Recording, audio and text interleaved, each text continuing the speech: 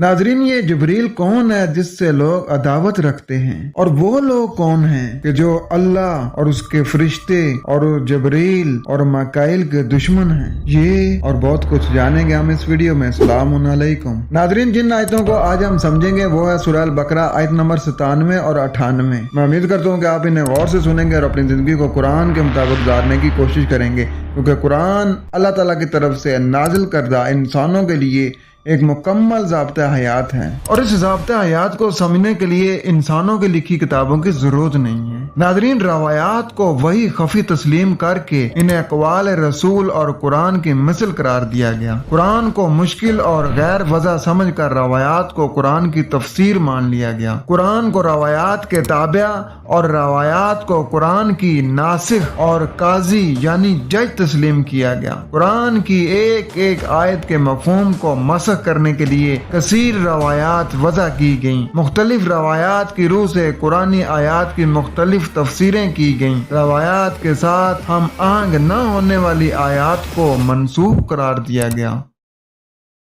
आए बढ़ते हैं अपने सबक की तरफ और पढ़ते हैं सूरह अल बकरा आयत 97। पहले मरवजा तर्जमा पढ़ते हैं। इनसे कहो कि जो कोई जिब्रील से अदावत रखता हो उसे मालूम होना चाहिए कि जिब्राइल ने अल्लाह ही के इज़्न से ये कुरान तुम्हारे कल्ब पर नाजिल किया है, जो पहले आई हुई किताबों की तस्दीक व तायद करता है और ईमान लाने वालों के लिए हिदायत और कामयाबी की बिशारत बनकर आया है।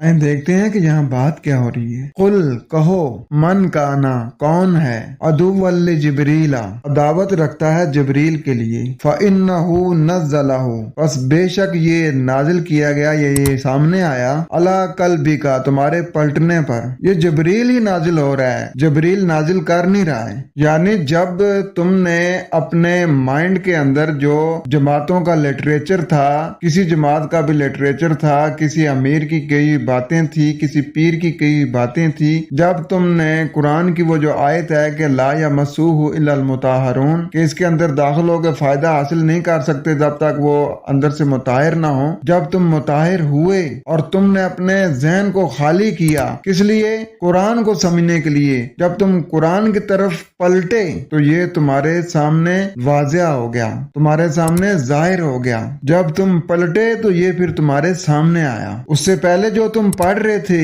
वो तो अपने मजहबी पेशवा के लिटरेचर को सामने रख के पढ़ रहे थे, तो असल जो चीज थी उस तक तुम नहीं पहुंच सकते थे। असल जो पैगाम था, असल जो उसकी जो रूह थी उस तक तुम नहीं पहुंच पा रहे थे। लेकिन जब तुम पलटे, जब तुमने वो वाली रवैश छोड़ दी, तो अब ये तुम्हारे सामने आ रहा है बिइज़्निल्लाही।